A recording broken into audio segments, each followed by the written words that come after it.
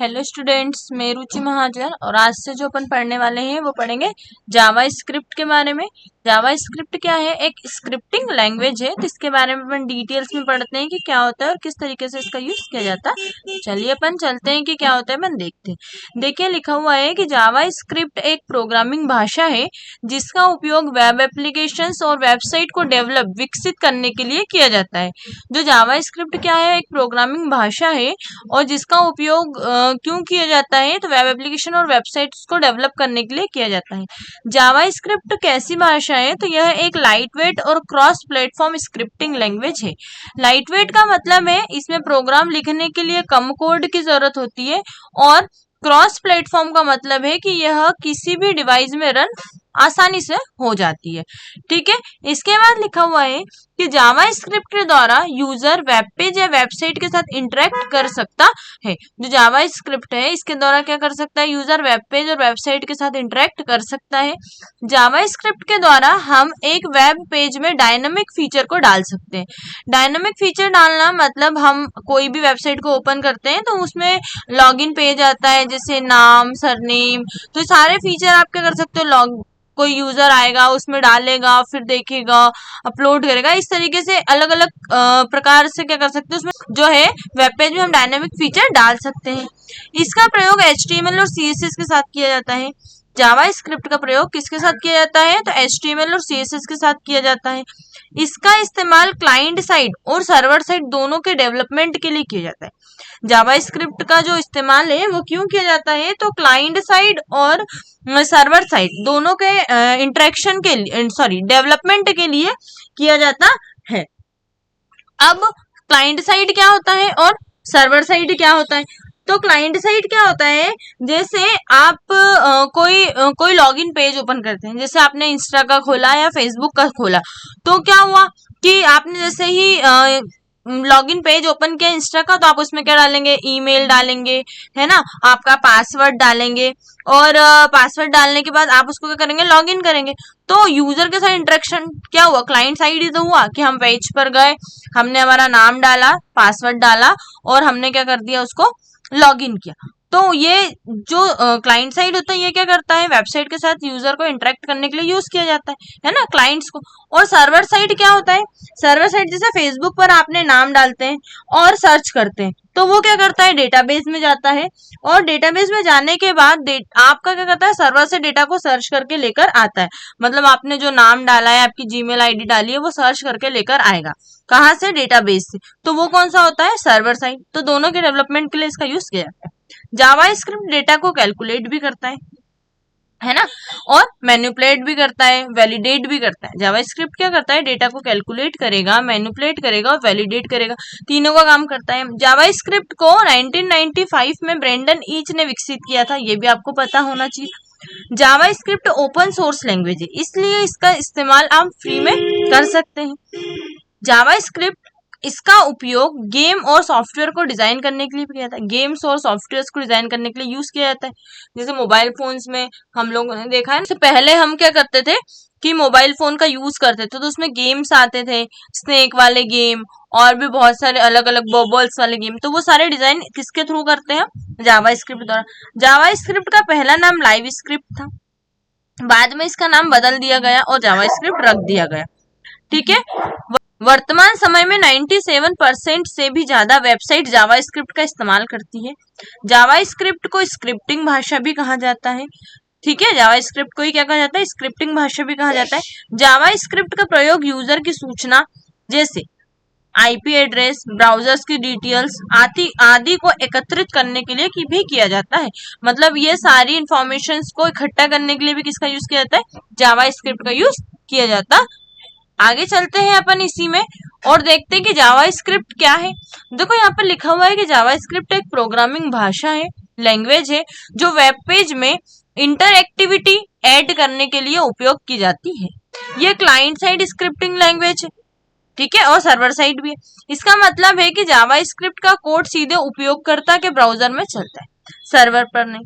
जावा script को HTML और CSS के साथ उपयोग करके हम वेब पेजों को डायनामिक और इंटरेक्टिव बना सकते हैं।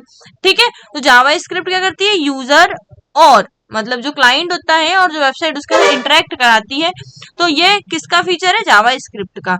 लेकिन जब डेटाबेस से जाकर हम डेटा को सर्च करके लेकर आते हैं, ठीक है, तो वो क्या होती है, सर्वर साइड स्क्रिप्टिंग लैंग्वेज।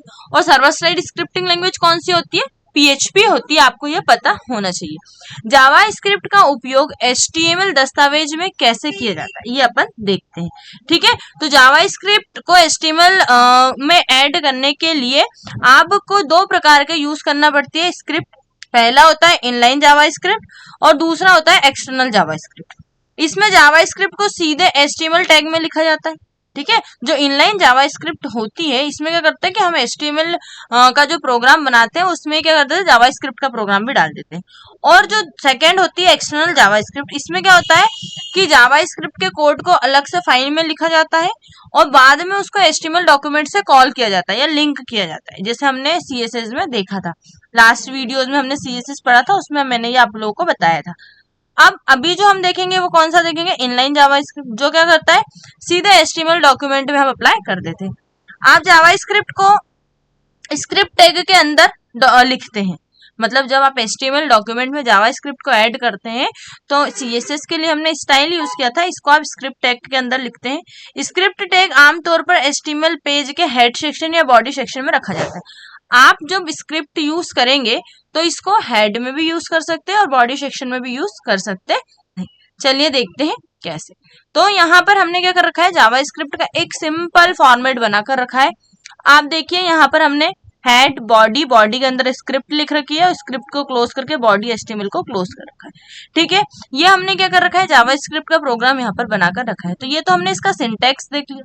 हम विद प्रैक्टिकल देखना चाहते हैं, तो प्रैक्टिकल के लिए अपन चलते हैं नोटपैड की विंडो पे, ठीक है। तो नोटपैड की विंडो ओपन, हमने जैसे ही नोटपैड की विंडो ओपन की है एक साइड में, और एक साइड में हमने ब्राउजर को भी ओपन कर रखा है कि जैसे ही यहाँ पर हम स्क्रिप्ट यूज करें तो हमको उसका आउटपुट भी मिलता है। पहले हम हेड सेक्शन में यूज करके देखते हैं। तो हम यहीं पे गए, ठीक है, हम यहाँ पे गए और हमने हेड में यूज कर लिया है स्क्रिप्ट। क्या यूज किया है हमने, स्क्रिप्ट।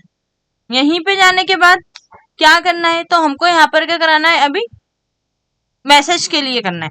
तो हम यहाँ पे गए, हमने यहाँ पे लिख दिया डॉक्यूमेंट डॉट राइट, ठीक है, ब्रैकेट ओपन, डबल कोड के अंदर हमने यहाँ पे लिख दिया हेलो। डबल कोड को क्लोज किया, ब्रैकेट को क्लोज कर दिया हमने यहाँ पर, और सेमीकोलन। स्क्रिप्ट को करना है क्लोज, यहाँ पर स्क्रिप्ट को करना है हमने क्लोज, और यहीं पर कंट्रोल एस, ठीक। हमने क्या कर लिया, यहाँ पर प्रोग्राम को लिख लिया। ब्राउजर पे जाकर प्रोग्राम को हमने क्या करा दिया, रिलोड।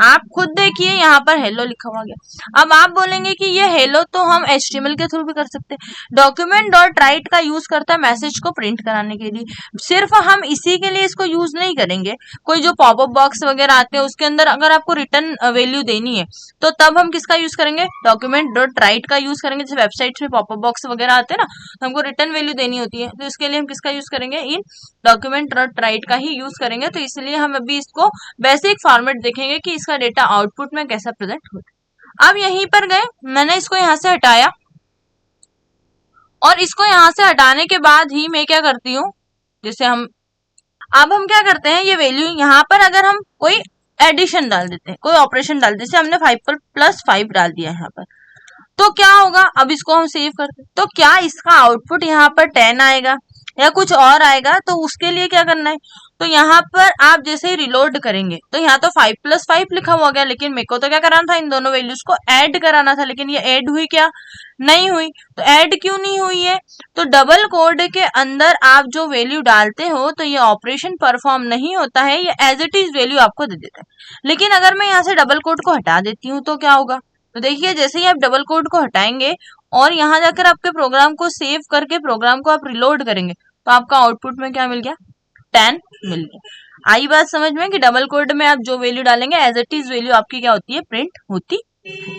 अब हम क्या चाहते हैं कि जावा स्क्रिप्ट के साथ हम सीएसएस का भी यूज करें, तो चलते हैं हम, और हमने जो स्क्रिप्ट अभी हेड सेक्शन में यूज की थी, ये स्क्रिप्ट अपन कहाँ यूज करेंगे अपन, तो अब अपन ये स्क्रिप्ट यूज करते हैं, जो है यहाँ से हटा देते हैं और अपन इसको बॉडी में यूज करेंगे, ठीक है। तो दोनों समझ आ जाएंगे बॉडी में कैसे यूज होगी। अब ये तो मैंने डाल के रखा है, मैं इसी के साथ किसका यूज करना चाहती हूँ, तो मैं यहाँ पर यूज करना चाहती हूँ, हम क्या चाहते हैं कि इसी के साथ CSS की प्रॉपर्टी यूज करें। तो उसके लिए हमको करना क्या है, वापस से हम लिखेंगे डॉक्यूमेंट डॉट राइट, है ना, डॉक्यूमेंट डॉट राइट हमने यहाँ पर लिखा, और क्या करेंगे हम यहाँ पर ब्रैकेट के अंदर हमको अगर चाहिए तो मैंने यहाँ पे लिख दिया जावा स्क्रिप्ट इज, यहाँ पर मैं लिखती हूँ is a scripting language, scripting language. ये मैंने यहाँ पे डाल के ब्रैकेट को क्लोज करके यहाँ पर सेमीकोलन कर दिया। इसको मैंने यहाँ पे सेव कर दिया और यहाँ पर अभी देखेंगे हम रिलोड कर दिया। तो कुछ आउटपुट आ रहा है क्या, नहीं आ रहा है, क्योंकि मैंने दो प्रोग्राम यहाँ पर लिख रखे हैं। ठीक है, एक तो ये लिख रखा है और एक ये लिख रखा है। अभी आउटपुट नहीं आया क्योंकि मैंने क्या डबल कोड के अंदर डाला था, नहीं डाला है, डबल कोड में डालो। इस तरीके की अगर आप गलतियां करते हैं तब भी आपका आउटपुट शो नहीं होगा। और यहाँ देखिए हमने रिलोड कर दिया। अब देखिए आपकी दोनों चीजें आ रही है, 10 और जावा स्क्रिप्ट का आपने लिखा था, तो देखो यहाँ पर लिखा हुआ रहा है कि Java is a scripting language. लेकिन ये जो लिखा हुआ है इसको मैं कैसे चाहती हूँ, CSS के साथ ऐड करना चाहती हूँ, मतलब इसमें CSS भी अप्लाई करना चाहती हूँ। तो क्या करेंगे, हम यहीं जाएंगे, यूज किसका करना है अपन को, तो हम यहाँ पे गए, हमने बोला इसमें H1 टैग, मैंने H1 टैग ओपन किया, इसको भी डबल कोड के अंदर लिखते हैं, है ना। तो हमने H1 टैग के अंदर क्या यूज करेंगे, स्टाइल। हमने H1 टैग के अंदर ही क्या यूज कर दिया, स्टाइल का। मैं इसको छोटा कर देती हूँ तो आपको सही दिखाई देगा, है ना। स्टाइल H1 के अंदर हमने स्टाइल टैग यूज किया है, इक्वल डबल कोड के अंदर क्या लिखा है, क्या चाहिए आपको, तो आपने बोला यहाँ पर कि इसमें हमको लिखना है background colour, background colour colon मैंने दे दिया रेड, और कलर कॉलन मैंने दे दिया येलो। ठीक है, और यहाँ पर जाकर मैंने क्या लगा दिया, सेमीकोलन, डबल कोड को क्लोज, टैग को क्लोज कर दिया। ठीक, यहाँ पर आपने ये लिखा, और यहाँ पे जाकर भी आपको क्या करना पड़ेगा, आपने जो हेड में डाल रखा है, हेड को भी क्या करना है, हमको क्लोज करना है। तो हम यहाँ पे गए और हमने H1 टैग को भी यहाँ पर क्या कर दिया, हेडिंग को भी हमने क्लोज कर दी।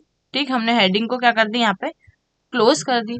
अब ये भी मैंने डबल कोड में डाला है और ये भी डबल कोड में डाला है। तो आप क्या करते हो, इसमें डबल डबल कोड का यूज नहीं कर सकते। जैसे अभी मैं इस प्रोग्राम को क्या करती हूँ, सेव करती हूँ, फाइल पे जाकर सेव किया और यहाँ जाकर रिलोड किया, तो कोई भी आउटपुट शो नहीं हो रहा है। और आउटपुट नहीं शो हो रहा है इसका मतलब यही है कि आपने इसके अंदर क्या कर रखे हैं, डबल कोड यूज कर रखे हैं 2 बार, और जबकि 2 बार डबल कोड का यूज हम नहीं कर सकते। तो आपने जो स्टाइल दी है, इस स्टाइल को अपन करेंगे सिंगल कोड में, और सारा का सारा जो डेटा है वो डालेंगे डबल कोड। तो मैंने यहाँ पे यूज कर लिया सिंगल कोड, और यहीं जाकर आप इसको भी किसके अंदर डाल देंगे, सिंगल कोड के अंदर। ठीक है, आपने इसको भी क्या डाल दिया, यहाँ पे सिंगल कोड।